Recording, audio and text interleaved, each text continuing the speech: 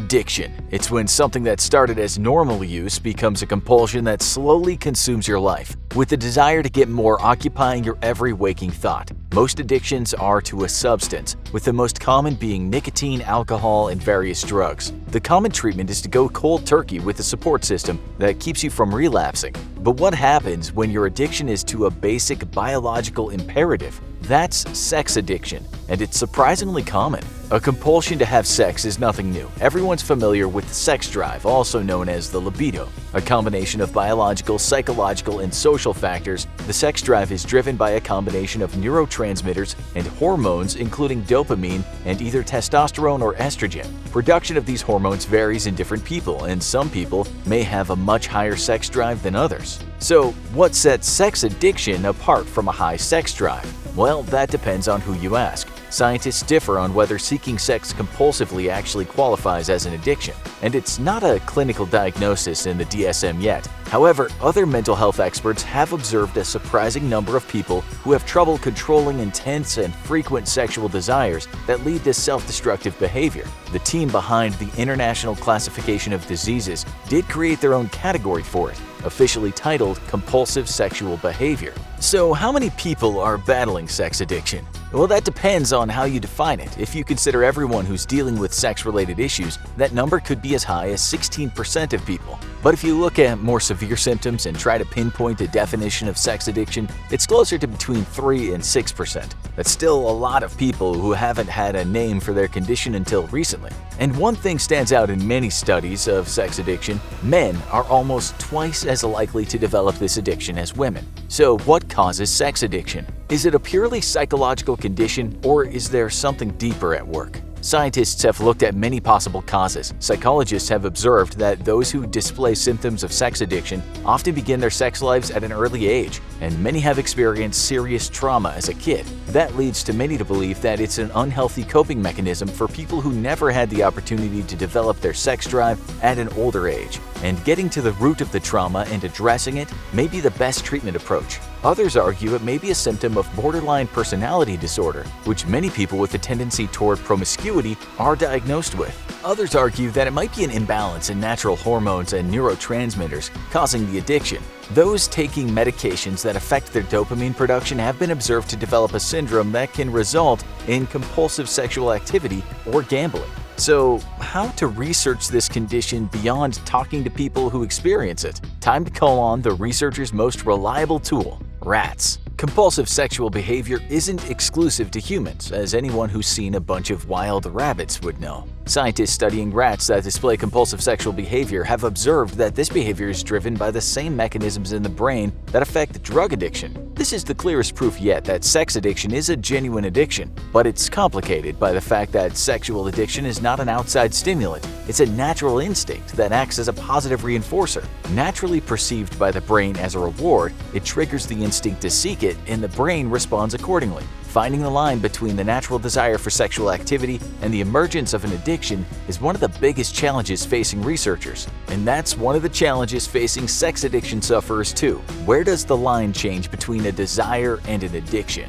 As more sex addiction sufferers come forward, a portrait is emerging of people whose desire for sex takes over every single part of their life. Most sex addicts don't have any physical symptoms, so there's no withdrawal period due to the lack of chemical addiction. The symptoms are mostly emotional, and many report that their fixation on sex makes it impossible to concentrate on anything else. They're thinking about sex when they go to work or school, when they're driving, even when they're trying to fall asleep at night. When not having sex, they report feeling empty. That leads them to seek out or stay in relationships that may be far from healthy. Being in a relationship for a sex addict is tricky in its own right. The best bet for a sex addict to have a healthy relationship would probably be to find someone else with a very high sex drive so they can keep each other satisfied, but that's treating the symptoms, not the addiction. It's very easy for that relationship to go off the rails as soon as they're separated, because sex addiction is an insatiable beast. When an addict's first choice for sex isn't around, they might quickly slip into bad habits. That can include having an affair or seeking out a sex worker,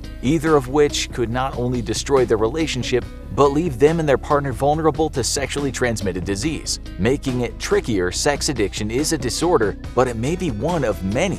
People have come forward with addictions to many different types of sex, some driven by the digital world we live in. Some people have become addicted to masturbation, becoming obsessed with pleasuring themselves even in inappropriate situations. A prominent journalist was recently caught masturbating on a Zoom chat. He claimed he thought it was off, but that didn't save his job. Others report an addiction to pornography, which is easier to get than ever thanks to the internet, although it does carry the risk of a very different kind of virus. Others have a compulsion to expose themselves in public or spy on others, which can lead to serious legal trouble. These are all related to sex addiction, and people can have one or more, which can often mingle with other addictions. Treatment and support are available now, but it wasn't always that way. As sex addiction becomes more recognized as a disorder, many sex addicts are coming forward with their stories of just how far they would go to satisfy their urges. Many are just starting to dig out from all the relationship, professional, and legal trouble their addiction caused them and are sharing their stories in anonymous forums. One man was so fixated on sex that he would patronize online hookup sites for anonymous sex. This obsession became so strong that he eventually started skipping out on his job in the middle of the day to meet up with partners. This continued until he got caught up in his latest hookup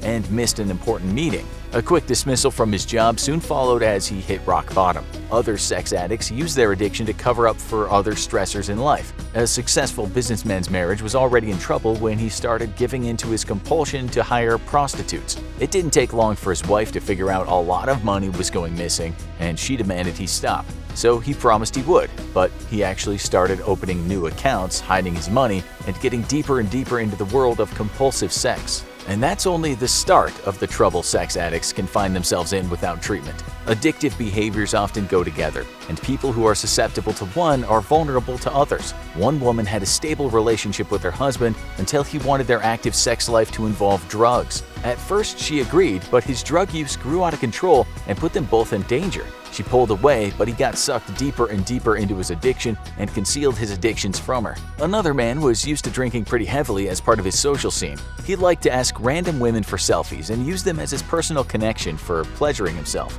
He built a massive collection thanks to lowering his own inhibitions by drinking heavily, and didn't realize how out of control he had become until his daughter discovered his secret collection and was horrified. Other sex addicts find themselves hitting even lower rock bottoms as they get arrested for soliciting sex workers or having public sex. Others contract sexually transmitted diseases that they then spread quickly as they move through sexual partners. The good news is, there's more help now than ever before. So what's the best treatment for those struggling with sex addiction? Many sex addicts seek counseling, but the counseling field is still split on whether sex addiction is a real diagnosis. The official regulatory bodies for sex and relationship therapy haven't accepted sex addiction as its own disorder, so the job of counseling those with sex addiction usually falls to experts of another sort, addiction specialists. While these counselors may not have much experience with sex addiction, they've counseled countless other people on how to handle addictions that are consuming their lives. Cognitive behavioral therapy, which is common for treating other addictions, has been used to help sex addicts learn coping methods and behaviors to control their urges and keep them from disrupting their lives. But there's another key element often missing from treatment: support. Ever since Alcoholics Anonymous was founded in 1935 by Bill Wilson and Bob Smith, anonymous groups where addicts can share their stories and offer support to those struggling have been a cornerstone of addiction counseling. The programs have since expanded to groups supporting those struggling with addiction to narcotics, gambling, and overeating, as well as groups for family members supporting their loved ones with addiction. Multiple groups dedicated to helping sex addicts have emerged, including an online forum named NoFap and several in-person support groups. But there's just one problem: not all of them agree on what the best approach is. Sex addiction is a newly diagnosed disorder, and there's been relatively little research done in it compared to other addictions. That means different groups interpret the best way to help addicts differently. The most famous group, Sexaholics Anonymous, has a strict definition of sexual sobriety and helps those who want to go cold turkey on casual sex, pornography, and masturbation. Others, like Smart Recovery and Sex Addicts Anonymous, have a more flexible definition and help their members find a balance that gets their addiction under control. Many people who don't have any of these groups in their area attend Alcoholics Anonymous meetings without sharing why they're there and try to apply the 12 steps to their own addiction. But what about those who are struggling to get their addiction under control? Getting a major compulsion to a manageable level can be a long process, so many counselors are taking another step to protect their patients as they recover. Because many sex addicts engage in risky sex with people they don't know, some take pre-exposure prophylaxis during the early stages of recovery. This drug, covered by most insurance plans, is a preventative measure that helps to prevent HIV infections. It's favored by people who aren't ready to go cold turkey on their sex habits, but want to avoid infection while they work toward recovery. Is society ready to address the topic of sex addiction like they do other addictions? Indications are mixed. Sex addiction first became known as a term in the 70s as a member of Alcoholics Anonymous tried to apply their 12-step program to those struggling with compulsive infidelity. But many people still argue over the classification of the disorder. Some worry about the risks of classifying sexual activity as a disorder and argue that it could be used to stigmatize people with healthy, active sex drives. Others argue that it's not an addiction at all, but rather a form of compulsive behavior and should be treated differently. But even as the controversy persists, the disorder becomes more well-known. Movies like Shame, Diary of a Sex Addict, and Don John help to raise awareness and give people compassion for those troubled by the disorder.